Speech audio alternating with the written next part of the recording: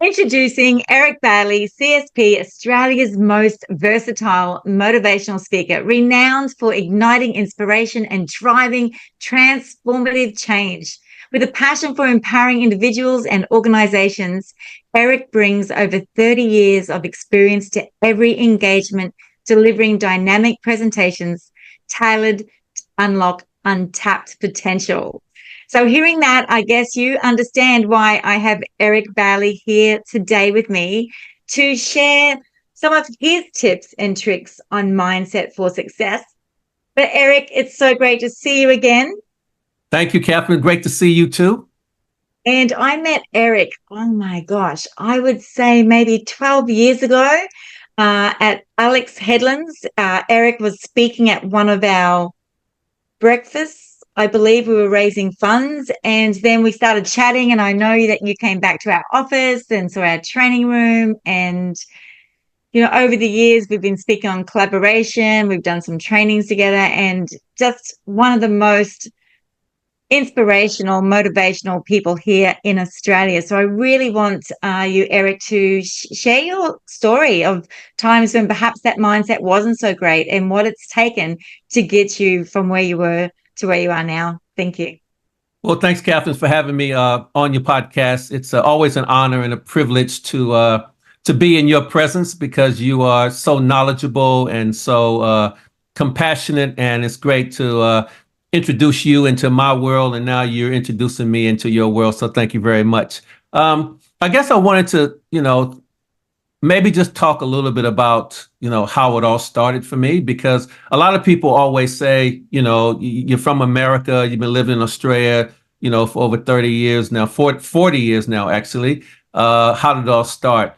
And I think it started when I was 13 years of age, and I was sitting at the dinner table with my mother and my father, and right during the middle of dinner, bullets start coming through the windows. And at that age in South Central Los Angeles, we all knew that when somebody's shooting a gun, you are to jump underneath the table and crawl into a safe closet and stay down until everything stops. So that's what we did. And afterwards, my dad was, cleaning up the glass, and I was helping, and sat back down to dinner like nothing happened, because it's just what it is in South Central. And I was sitting there, and then my dad had a normal conversation with my mother and said, so what bills need to be paid this week? And they were going through the bills, and my mother was saying, we don't have enough money to do that one or that one and that one. And then without even thinking, I just blurted out of my mouth, as kids do when you're young, don't worry, Dad, I'm going to play in the NBA real soon. I'm going to make enough money, and I'm going to move you and Mommy out of South Central Los Angeles, and you're going to have a better life. And of course, my dad reminded me, well, son, don't forget, you've got a bone disease in your knees. You've never played basketball before. You're failing in school. We don't even own a basketball. You've never played sport before. How are you going to go from that to what, like how are you going to make that transition? And then my mother looked over to him and she said, Joe, if my son says that's what he's going to do, we're going to support him to do it. And at that moment, I realized something. It's too many times people in life, they look at where they are instead of looking at where they can be. And I think that was the start of my mind shift in my mind, was realizing that if anything was going to change in my life, I had to, number one, I had to change my beliefs. Once I changed my beliefs, I had to change my actions. Once I changed my actions, only then would my results change.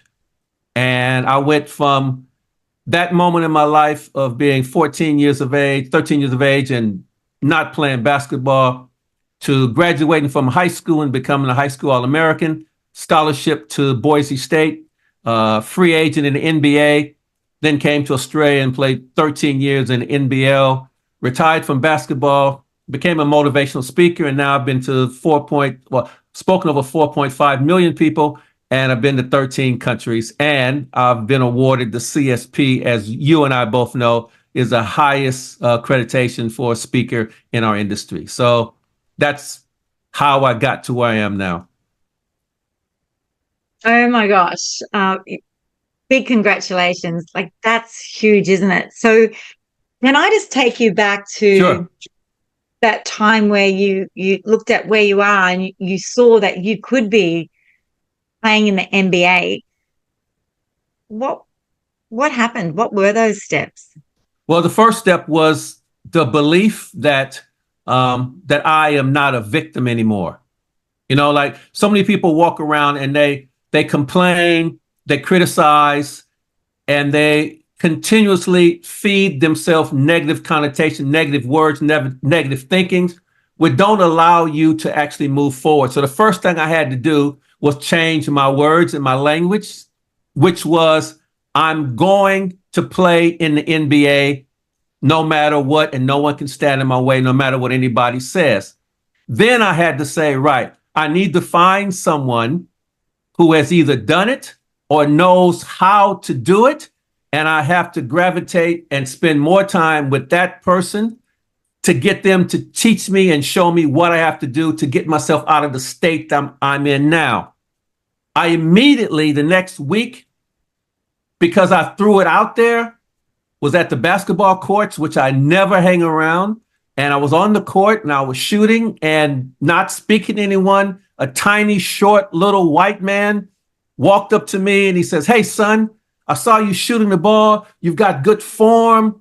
You're tall. Wow, do you play basketball?" And I was like, "No, sir, it's my first time." He said, "Do you play football?" I was like, "No." He said, "Do you run track?" I was like, "No." He said, "Do you play cricket?" I said, "Come on, man, cricket's not a sport. You know that."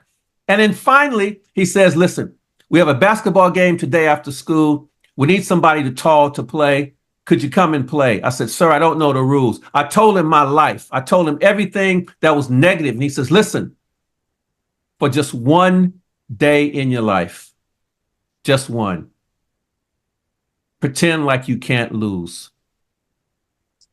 I said, "Okay." And on that afternoon at 5 o'clock, I scored 73 points by myself. And he said to me after the game, "If you can do that and have never played a game in your life, imagine what you could do if you could commit." I had to commit myself 100% and trust in him to guide me in the right direction. And that's how it started. Wow. And what age were you then? I was 13 and a half. 13 and a half. So how did that affect your mindset? Just I love how he said, just pretend for one day that you can't lose. I was Yeah. just thinking then, just imagine if we as adults pretended for one day that we can't lose, that everything we do is going to have that outcome that we want.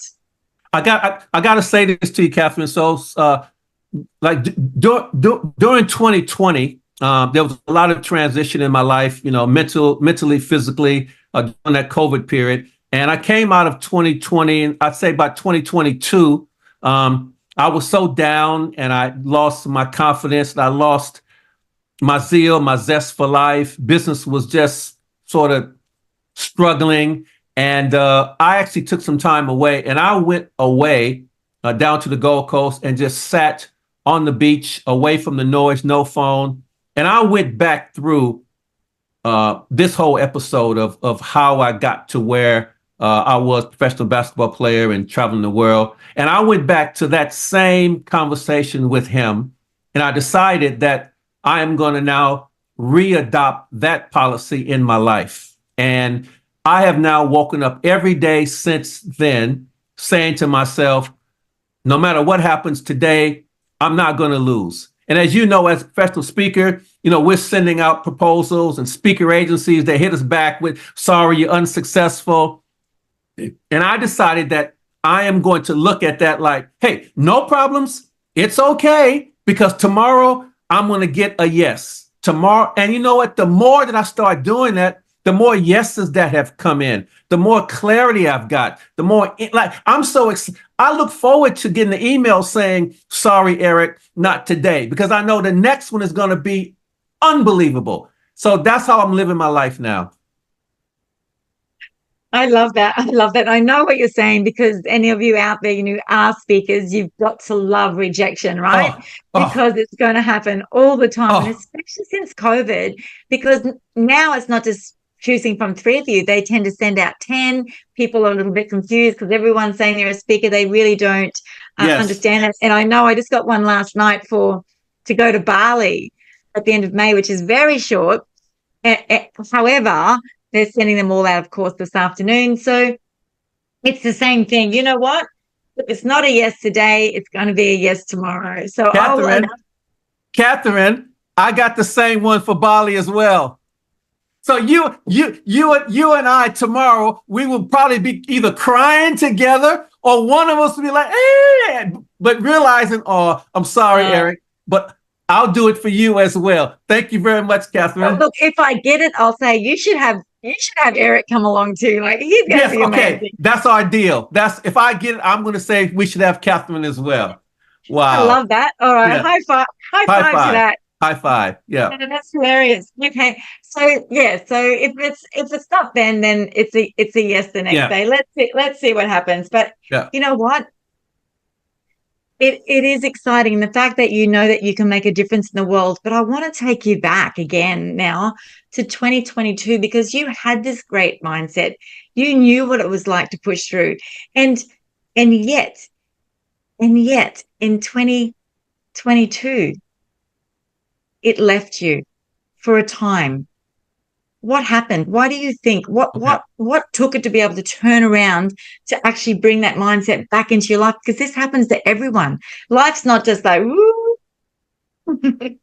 You know what? A lot of people think that, professional speakers and motivational speakers, life is always great for us. But we're human.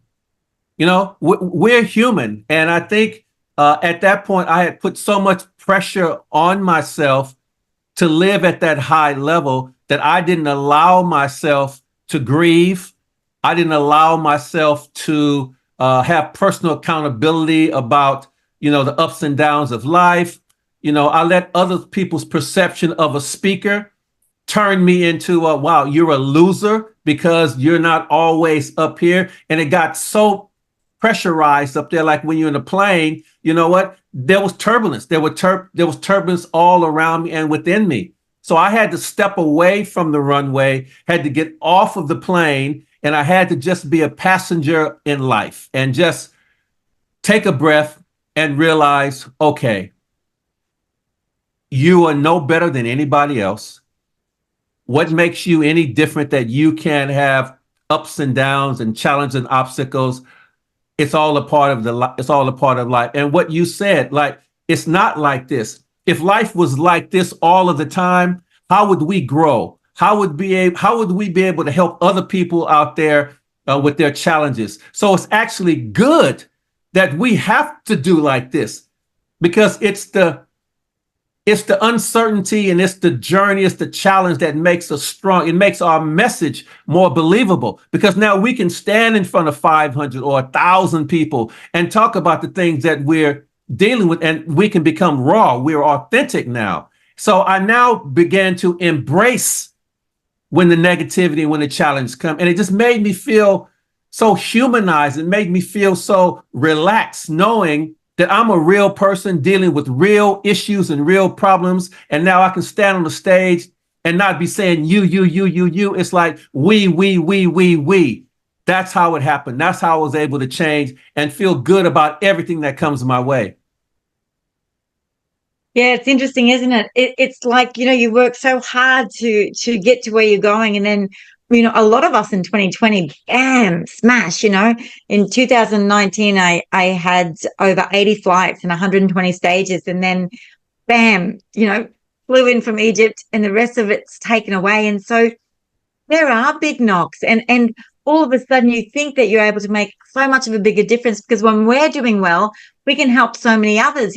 We had over 200 orphans we're working with in Uganda. And like, what happens if we're not doing the best that we can do? But I believe, exactly like you're saying, that the universe sometimes just needs to go, bam, you think you've got resilience? Well, you better show me how good it is.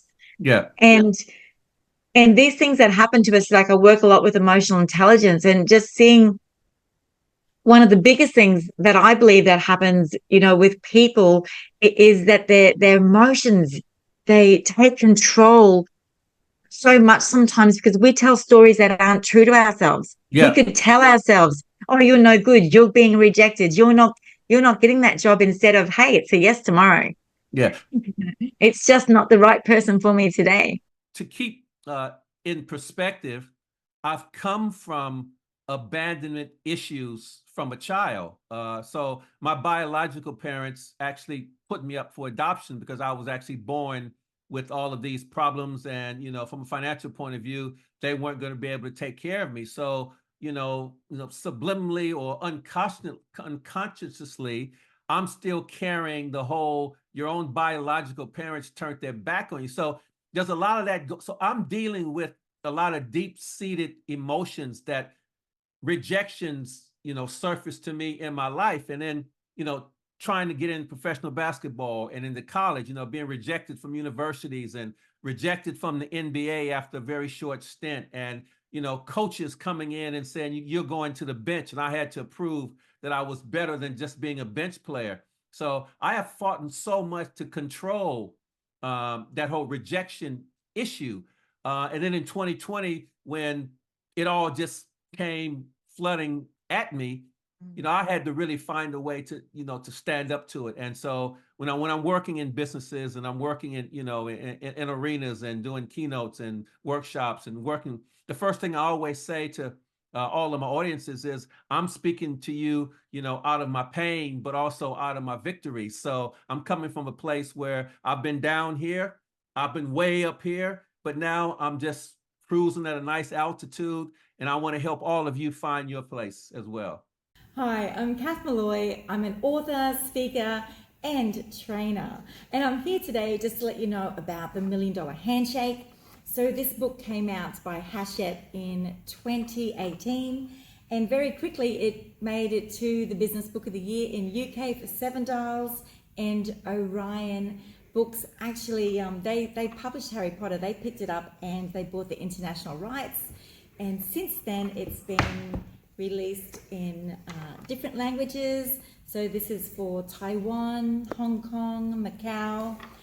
This is in Vietnam. A girlfriend walked past the bookshop and she said, "Kath, your book's there."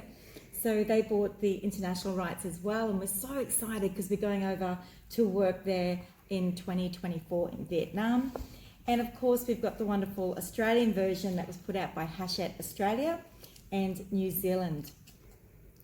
So we react before we speak, and this is one of the biggest problems that we have in business and in life today. And so this book is helping actually work out how we can stop that miscommunication, how we can be more present in the situations, and how we can create more win-wins in our life. We've even got this little tiny Indian version because it's nice and light for the backpacks. So if you would like to create more win-wins in your life, then we would love you to pick up a copy of the $1 Million Handshake too. Speak soon. Just working with a lady this morning. She's doing these 7 ways of attitude to increase your altitude. So it was interesting that you just said that again too, because it's so true. It's about finding that space that you can be most comfortable in. We don't need to be soaring on top of the world, because it's harder sometimes to take the people along with us, and they see it as unattainable, for instance. Correct. Yeah. Yeah. So, and I know a bit about your past, of course, Eric, because we've worked together for lots of time. We've heard each other, and it's interesting that you said about that. I was orphaned in Australia, then adopted, and then I lost my adopted mum when I was 16. And they say that we do make those stories, by the age of 9, that I'm not loved, I don't belong. So there is that thing of, wanting to belong and wanting to be loved. And we know that when we're working, that we belong and we're loved. Yeah. And so we have to have that really resilient mindset to understand that we are all loved. We are on this planet. And, I do think that love is the only thing, and we do belong. And even when I had no blood relatives again, with me here in Australia, and I was left alone again, the thing is, you're never alone, because it feels to me, I don't know about you, but when you start to work around the world, you start to open up your horizons and you increase that comfort zone till you don't even know where your comfort zone is. You start to realize that we are one, that we are part of this world, and everyone is so unique.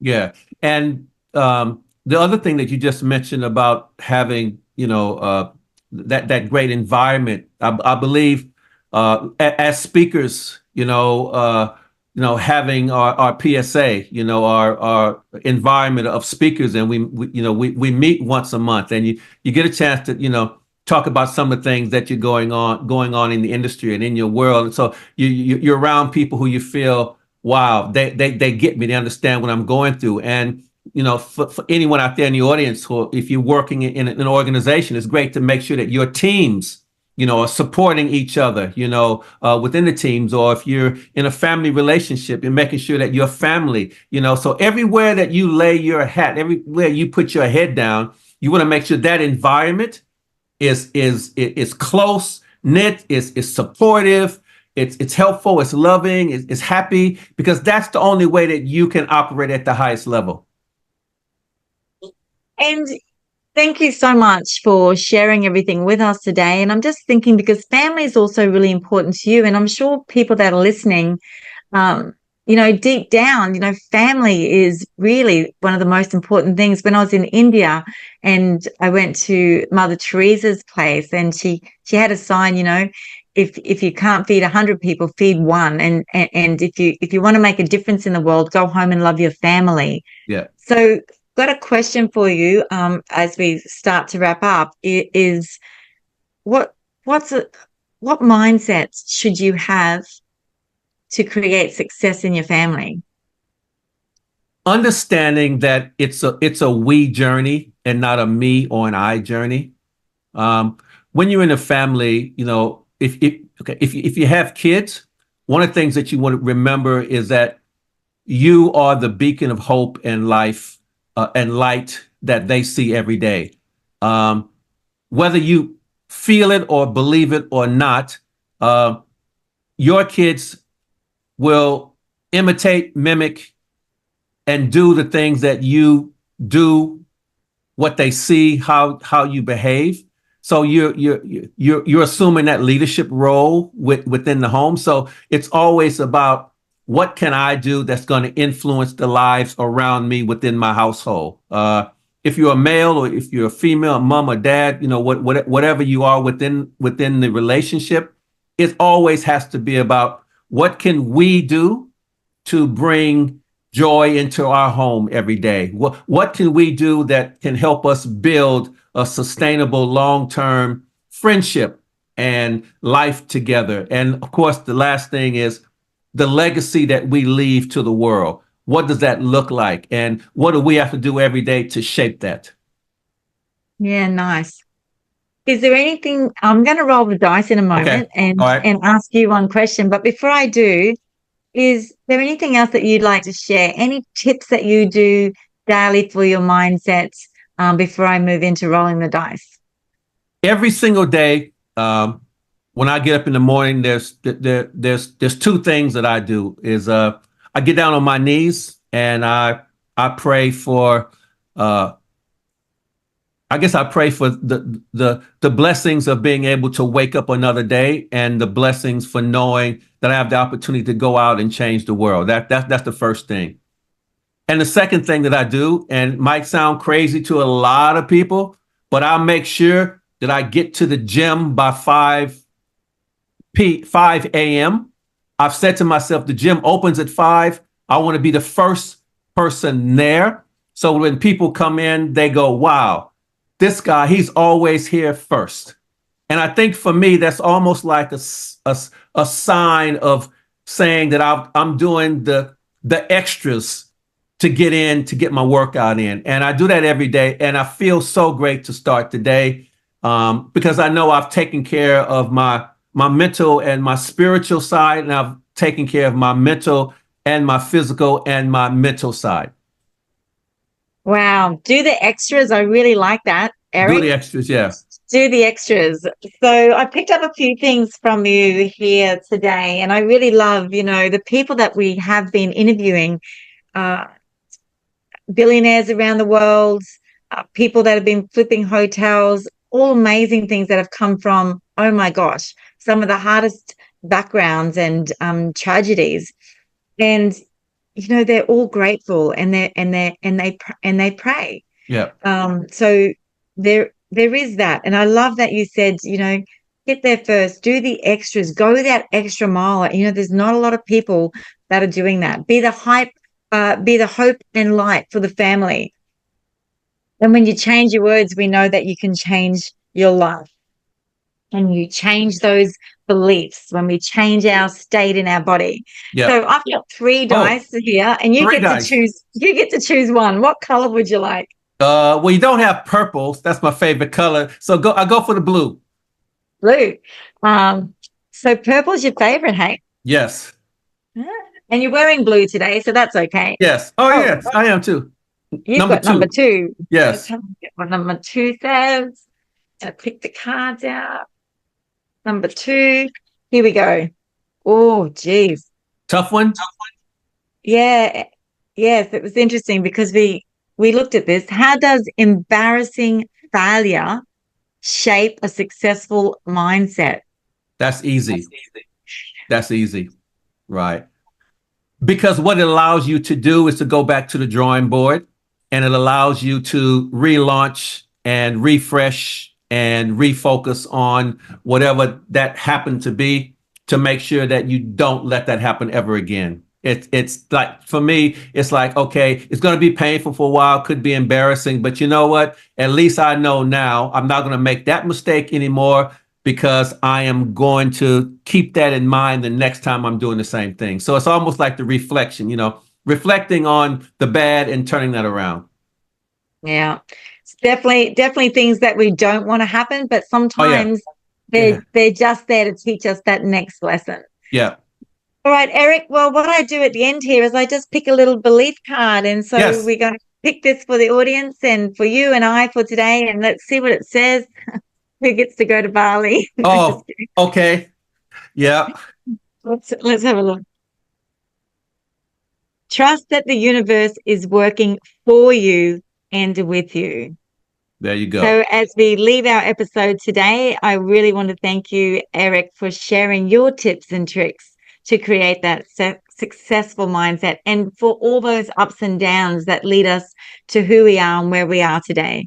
So trust that the universe is working for you and with you. Keep smiling, stay positive. Until next time. Thank you. Thanks,